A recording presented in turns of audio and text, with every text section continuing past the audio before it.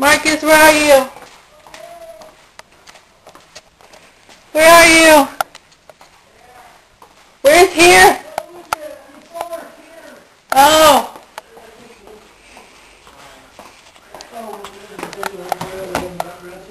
So the more people that come here and get the wrong name for it, the more the myth continues.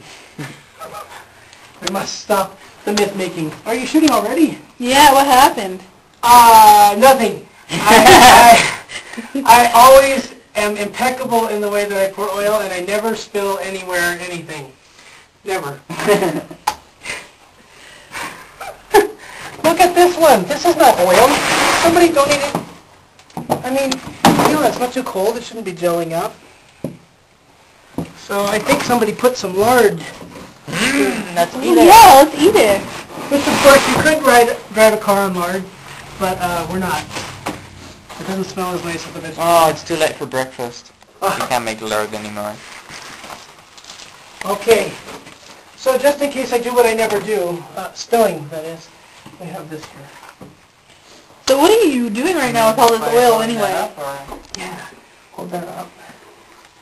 Higher. We're just doing a pre-filter for this. What are you going to use the oil for? To run the cars. All of our vehicles run on vegetable oil. And this is dangerous to do it that way. Let me not be dangerous. You get this oil from like restaurants and stuff then? Yes. And we need more restaurants because as the economy is changing, the restaurant that's been mostly given it to us is using it twice as long. So we pick up every other week instead of every week. And the oil is twice as dirty. Smells pretty bad. Half as much oil.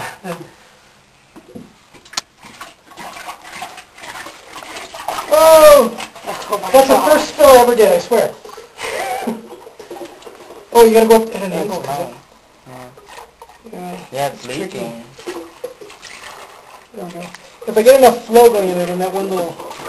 Yeah, it's already gone.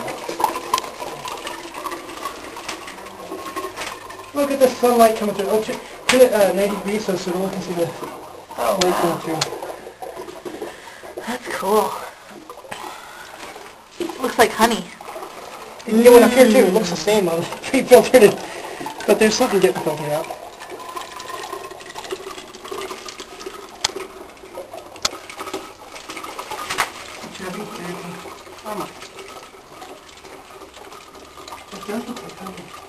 And then spaniel meow.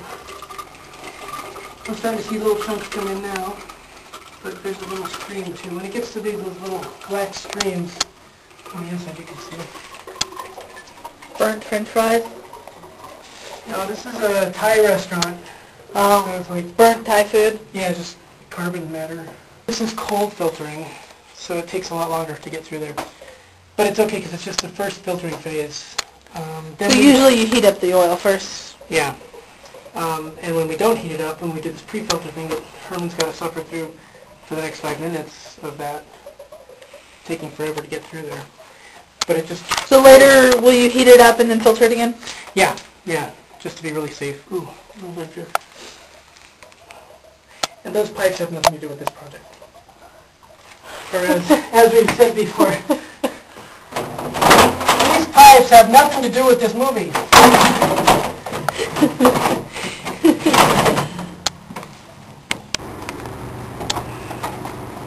Dun dun dun. Beautiful.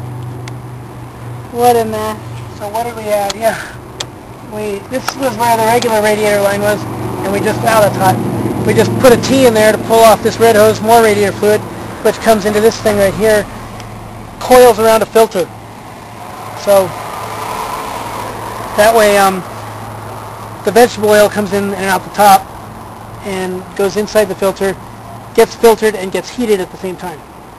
And so all the cars at Trinity House run on veg oil, right? Yes. Every car runs on vegetable oil at Trinity House. Who converted it for you? You do it?